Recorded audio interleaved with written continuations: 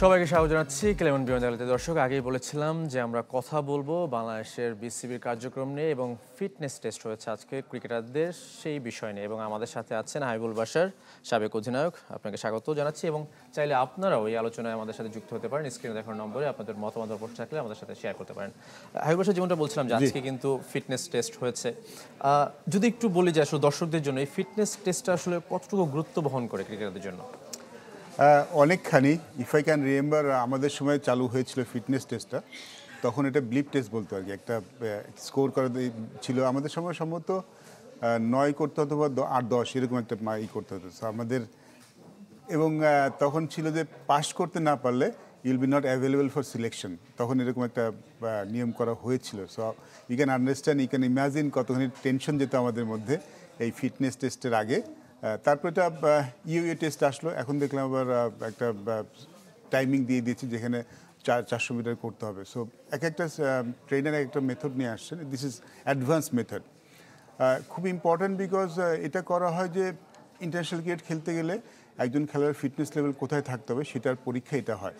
এবং অনেক দেশে কিন্তু আছে এই ফিটনেসে পাস না করলে আপনি কিন্তু সিলেকশনে অ্যাভেলেবেল হবেন না until you pass that benchmark.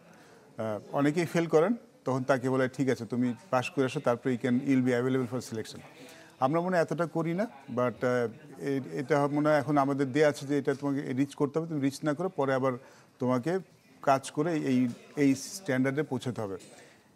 খুব গুরুত্বপূর্ণ এই কারণে যে এটা আপনি একটা ইন্টারন্যাশনাল ক্রিকেট তখন demand lot of fitness this days. এখন তো খেলা আরও বেশি বেড়েছে, শারীরিক চাহিদা অনেক বেশি।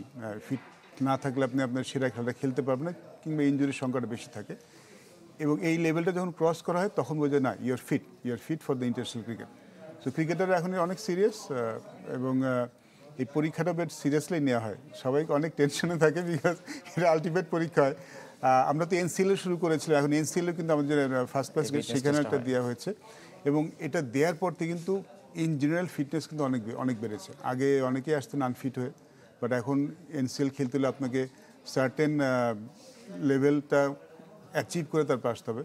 তো এটা করায় আমার মনে হয় থ্রু আউট ক্রিকেটার যারা আছেন তাদের সবারই ফিটনেস অনেক বেড়েছে।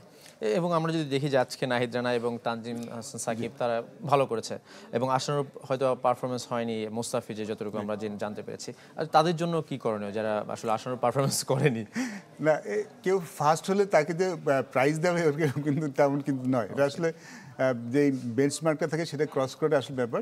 মানে এটা করে যে শো করে যে you're fit for to play cricket. আমি ইন্টারন্যাশনাল ক্রিকেট খেলার মতো আপনি ফিট। তো যদি কেউ ক্রস করে খুব ভালো, আর যদি কেউ ক্রস না করতে তাকে নিশ্চিতভাবে বলা হয়ে থাকে তুমি কিন্তু তোমার বেঞ্চমার্কটা ক্রস করতে পারোনি। সো ইউ ওয়ার্ক হার্ড, তো হয়তো একটা সময় দিয়ে দেওয়া হয় সেই কাজটা করে আবার তোমার ফিরে আসা। সেটা করলে প্লেয়াররা বুঝতে পারেন তিনি কোথায় দাঁড়িয়েছেন। ইটস নট দ্যাট যে মনে হয় না আমরা এতখানি হার্ড হই যে ক্রস করতে না পারলে তুমি দল থেকে বাদ কিংবা সিলেকশনে অ্যাভেলেবেল হবেন না। কারণ player like Mustafiz is very important for the team. যারা সিনিয়র প্লেয়ার আছেন তারাও অনেক ইম্পর্টেন্ট। সো তাদেরকে আসলে বলা হয় যে তুমি করতে পারোনি, so you are hard to get there. তো তারা তখন আবার বাড়তি পরিশ্রম করে ওই জায়গাটা পৌঁছানোর জন্য।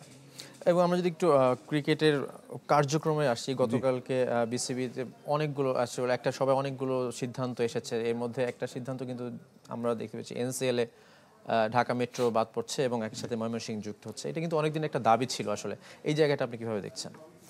দেখুন, এনসিএলে কিন্তু ইটস ভেরি ইম্পর্টেন্ট যে আপনি যে ডিভিশন খেলেন সেই ডিভিশনে ওন করেন। একটা আঞ্চলিক একটা ব্যাপার থাকে না, সে আমি ফ্রম খুলনা ডিভিশন। সো আমাদের কিন্তু প্রাইড ছিল যে আমরা খুলনা ডিভিশনে খেলি। সরি, খুলনা ডিভিশনের যখন খেলবো নিজেদের দল হিসেবে ভেবে খেলবো। সব ডিভিশনে জিনিসটা কিন্তু আছে, সেটা না হলে কিন্তু আসলে কম্পিটিশনটা কম্পিটিটিভ হয় না। So Dhaka metro Dhaka division অনেকদিন ধরে করা হয়েছিল, বাট ময়মনসিংহ ডিভিশন তো এখন হয়ে গেছে। যখন ময়মনসিংহ ডিভিশন হয়ে খেলবে তাদের কিন্তু ওই ডিভিশনের প্রতি একটা আলাদা নিজেদের একটা ডিভিশন ওন করার একটা ব্যাপারটা তৈরি হয়ে যাবে। So I think it's a very good concept. এখন কিন্তু যেটা আমরা আগে করতাম Dhaka division Dhaka metro, because ডিভিশনটা অনেক বড়, অন্য ডিভিশন দিয়ে এই ডিভিশনটা অনেক বড়। বাট ইনাফ প্লেয়ার আছে, কিন্তু ময়মনসিংহে তো অনেক প্লেয়ার আছে কিন্তু যারা ময়মনসিংহ ডিভিশনে খেলতে পারেন। যেখানে মাহমুদুল্লাহ রিয়াদের মতো খেলোয়াড় আছেন, মোসাদ্দেক হোসেন আছেন, আরও বেশ কিছু খেলোয়াড় কিন্তু ময়মনসিংহ ডিভিশনে আছেন। তার মানে এটা হয়ে যেটা হলো যে ডিভিশনটা ওন করার যে ব্যাপারটা সেটা আরও বেশি করে হবে। এবং আমি প্রিটি শিওর যে ময়মনসিংহ ডিভিশন থেকে একটার সঙ্গে কিন্তু অনেক প্লেয়ার আসতেন, এখনও আসছেন, বাট সংখ্যাটা কিন্তু অতটা নয়। হয়তো টপ লেভেলে দেখছি, বাট বটম লেভেলে কিন্তু ময়মনসিংহ থেকে প্লেয়ারের আসার সংখ্যাটা একটু কমে গেছে। আগে কিন্তু large group of member of player যারা ময়মনসিংহ ডিভিশনতে আসতেন, ময়মনসিংহ ডিস্ট্রিক্টে আসতেন, ঢাকায় খেলতেন। সো আমাদের যদি ডিভিশন হয়, যেটা হয় কি স্ট্রাকচার তৈরি হয়ে যায়, ক্রিকেটটা তৈরি হয়ে যায়, ক্রিকেট আর বেশি করে খেলা হয়। সো ডিভিশনটা ডেভেলপ করে, আশেপাশের ডিভিশনের আন্ডারে যেসব ডিস্ট্রিক্টগুলো আছে সেখানকার প্লেয়াররাও ডেভেলপ করে। So I think it's very good concept. ময়মনসিংহের ডিভিশনের জন্য খুব ভালো একটা ব্যাপার হলো। এবং একই সাথে আরেকটা সিদ্ধান্তের কথা যদি বলি, সেটা হচ্ছে বিপিএল নিয়ে একটা সিদ্ধান্ত এসেছে যে সব ক্রিকেটারদের যেই দায়িত্ব সেটা বিসিবি নেবে। এটা কি একটা সময় আসলে বার্ডেনে পরিণত হবে কিনা, আপনার কি মনে হয়? সিস্টেমটা যদি আমরা একটু দাঁড় করাতে পারি তাহলে আমার মনে হয় বার্ডেন তৈরি হবে। বিকজ আই এম শিওর যখন আমি এরকম একটা সিদ্ধান্ত নিব, ফ্র্যাঞ্চাইজিগুলির সাথে আমার ওরকম একটা সিস্টেমও তৈরি হবে যেন ফ্র্যাঞ্চাইজিগুলোই আসলে দায়িত্ব নেয়। বাট এটা করলে হবে অ্যাটলিস্ট প্লেয়াররা নিশ্চিন্ত থাকবে, তারা শুধু তাদের খেলা নিয়ে চিন্তা করতে হবে যে বিসিবি আছে দায়িত্ব নেওয়ার জন্য। আর এরকম যখন হবে তখন নিশ্চয়ই ফ্র্যাঞ্চাইজিগুলির সাথে বিসিবির ওরকম একটা কন্ট্রাক্ট তৈরি হয়ে যাবে। এবং একই সাথে আমরা গতকালকে আরও একটা সিদ্ধান্ত এসেছে, সেটা হচ্ছে গামিনী এবং যদি বলি টনি হ্যামিংয়ের যে ব্যাপারে সিদ্ধান্ত এসেছে, সেই জায়গায় মিরপুরের যে উইকেট নেই সেটা অনেক দিনের জন্য আলোচনা সমালোচনা হচ্ছিল, এবং এই জন্য হয়তো আমরা এশিয়া কাপের যে প্রস্তুতি সেটা সিলেটে হচ্ছে নেদারল্যান্ডসের বিপক্ষে। যে টনি হ্যামিং আসার পরে কি চিত্রটা বদলাবে কিনা? ফার্স্ট থিং ফার্স্ট, যে আমরা মনে হয় না একজন কিউরেটার পরিবর্তন হচ্ছে তাকে নিয়ে খুব বেশি আলোচনা করার ব্যাপার আছে। ইট ক্যান হ্যাপেন, কোনো সমস্যা নেই। একজন কিউরেটার কাজ করেছেন, তিনি সার্টেন পিরিয়ড অফ টাইম কাজ করবেন, অন্য একজন আসবেন, কিংবা কেউ কাজ করছেন তাকে মানে ব্যাপারটা নিয়ে আসলে এত আলোচনা হওয়া ঠিক নয় বলে আমার মনে হয়। টনি হেমিং এর কাজ করে গেছেন, আমার মনে হয় he did a wonderful job in সিলেটে খুব ভালো কাজ করেছিলেন। সিলেটের উইকেটগুলি কিন্তু একটু স্লোনেস চলে আসছিল, টনি হেমিং আসার পরে উইকেটগুলো এখন ভালো হয়ে গেছে, আউটফিল্ড খুব ভালো হয়েছে। মিরপুর উইকেটে আমার মনে হয় যে মিরপুর উইকেটের যেই মাটিটা, মিরপুরের উইকেটের মাটিটা ব্ল্যাক সয়েল, তো ব্ল্যাক সয়েলে যেটা সবচেয়ে সমস্যা হয় যে ওয়াটার কন্টেইনমেন্ট একটু বেশি হয় অনেক সময়, এবং সেটি পিচটা রিড করা আমরা এখনো যাই না, কেউ রিড করতে পারে না। ওই কালো সয়েলের জন্য উইকেটটা কতখানি ভেজা কতখানি শুকনো বোঝাটা খুব মুশকিল হয়। আর টমি হেমিং কিন্তু খুব কোয়ালিফাইড পিচ কিউরেটার, উনি বেশ কিছু কোর্স করেছেন এবং এই পিচের উপরে কিন্তু ডিপ্লোমা নেওয়ার লোক তো, এবং তিনি বিভিন্ন জায়গায় খুব ভালো কাজ করেছেন। আমরা তিনি আসার পরে যদি মিরপুর উইকেটের হাত দেন, আই থিঙ্ক ভালোই হবে। মিরপুর উইকেট কিন্তু এমনি যে আমরা মিরপুর উইকেটে খুব সমালোচনা করি, কিন্তু সব উইকেটে যে খারাপ তাও কিন্তু নয়, কিছু কিন্তু ভালো উইকেটে কিন্তু আমরা খেলা হয়েছে। এবার বিপিএলে কিন্তু অনেক রান হয়েছে, তো আমরা যদি পুরোপুরি সংস্কার করতে চাই, definitely Tony Hemming probably the ideal person. এতে কি বাংলাদেশের যে আমরা যদি বলি সাফল্য বা জয়ের হারটা কমে যাওয়ার সম্ভাবনা আছে কিনা, যদি মনে করেন পিচ, কারণ আমরা স্পিন নির্ভর অনেক সময় পিচ করি এবং এটাতে আমরা অনেক ম্যাচ জিতেছি। তো না, আমার কাছে এটা মনে হয় না। আমার মনে হয় না যে বাংলাদেশ টিম এখন স্পিন নির্ভর পিচ কন্ডিশনের উপর বসে থাকে টিম জেতার জন্য। দেখুন, আমরা রিসেন্ট 2 ইয়ার্স যদি আমরা বাংলাদেশ ক্রিকেটের দিকে তাকাই, আমাদের ফাস্ট বোলার কিন্তু খুব ইমপ্রুভ করেছে। আমরা কিন্তু টেস্ট ম্যাচে এমনও হয়েছে যে 10টা উইকেট ফাস্ট বোলারে নিয়েছে। আমার মনে হয় যে বাংলাদেশ ক্রিকেট এখন ওইখানে আছে, শুধু স্পিনার দিকে তাকিয়ে থাকে। আর হোম কন্ডিশনের সুবিধাটা কিন্তু সবাই নিয়ে থাকে, এটা কিন্তু ইন্ডিয়ার মতো নাম্বার 1 টিমও কিন্তু নিয়ে থাকে। যখন সাবকন্টিনেন্টের বাইরের টিমের সাথে খেলে, team like Australia, new England, আপনি কিন্তু খেয়াল করবেন ইন্ডিয়া আমাদের পার্শ্ববর্তী দেশের উইকেটগুলো কিন্তু তারা ওই ধরনের তৈরি করে।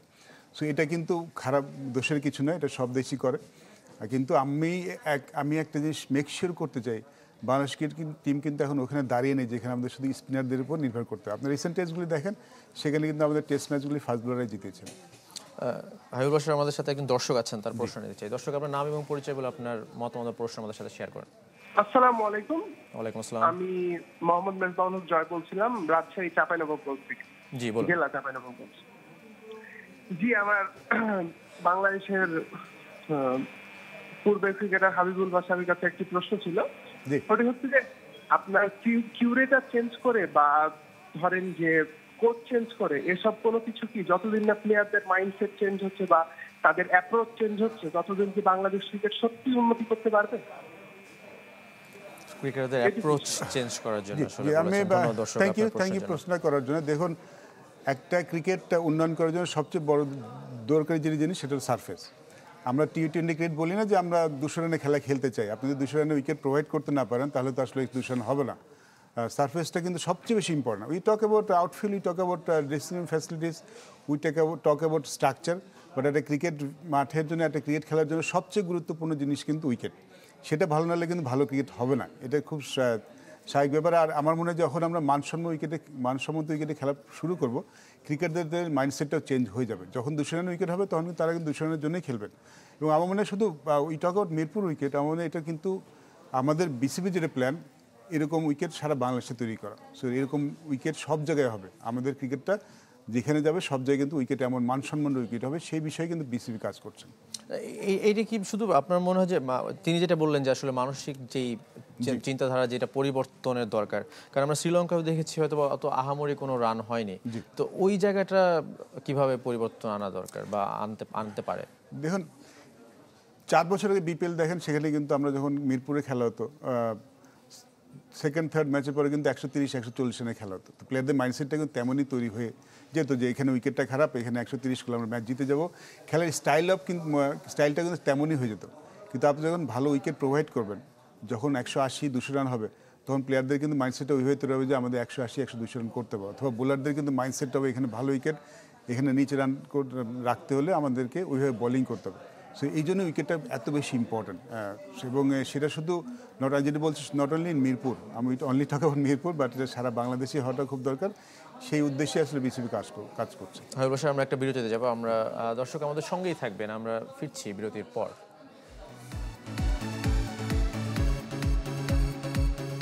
হতে পারেন স্ক্রিনে দেখার নম্বরে আপনাদের মতামত বা প্রশ্ন আমাদের সাথে শেয়ার করতে পারেন। হাবিবুল বাশার, যেটা বলি যে আপনি অনেকদিন যাবত একটা দায়িত্বে ছিলেন, এখন আবার নতুন একটা দায়িত্বে এসেছেন গেম ডেভেলপমেন্টের। আপনার কার্যক্রমটা আসলে পরিধিটা কতটা বেড়েছে বা কতটা এগিয়ে নিয়েছেন? হ্যাঁ, অনেকখানি। যখন সিলেক্টেড ছিলাম তখন শুধু বাংলাদেশ টিম, এ টিম নিয়ে কাজ করতাম। তারপর ওমেন্স ডিপার্টমেন্টের শুধু ওমেন্সের খেলা তো একটু কম, কিন্তু এজ লেভেল এই গেম ডেভেলপমেন্ট আর খেলা কিন্তু অনেক বেশি। মানে under 14, under 16, under 18, under 19, school cricket, তারপরে বাংলাদেশের যত সব কোচেসদের নিয়ে কাজ। তো একটু কাজের পরিধিটা অনেক বেশি, বাট আমি বেশ এনজয় করছি। রিসেন্ট আমি আসার পর থেকে কোচেস রিফ্রেশার্স কোর্স শুরু করেছি, কারণ আমি ফিল করেছি যে আমাদের রুট লেভেলে যারা কাজ করেন they are very important, district coaches এবং ডিভিশনাল কোচেস। তো তাদেরকে নিয়ে আমরা রিফ্রেশার্স করাচ্ছি। রাজশাহী রংপুর ডিভিশন করে আসলাম, তারপরে খুলনা বরিশাল করে আসলাম। তো এরকম চলবে। আমাদের ঢাকার কোচেসরা যাচ্ছেন, সিনিয়র কোচেসরা, তারা যারা যে 3 দিনের কোর্স করে আসছেন, একদম রুট লেভেলে যারা কোচিং করেন, ডিস্ট্রিক্ট কোচেস। আপনি জানেন যে আমাদের খেলার প্রথমে আসলে তাদের হাত ধরেই আসলে খেলাটা শুরু করেন। সো ইটস ভেরি ইম্পর্টেন্ট যে তাদেরকে আরও বেশি এডুকেট করা। প্লাস আন্ডার 19 টিম আপনি দেখছেন এখন খেলছে, আজকে ফাইনাল। নেক্সট যে ব্যাচটা আমাদের রিসেন্টলি শুরু হবে আন্ডার 14, আন্ডার 16 এবং আন্ডার 18-এর এজ ভেরিফিকেশন শুরু হবে। তারপরে আবার এই অক্টোবর-নভেম্বরে খেলা শুরু হয়ে যাবে। সো বেশ বিজি, অনেক কাজ, but I am enjoying it.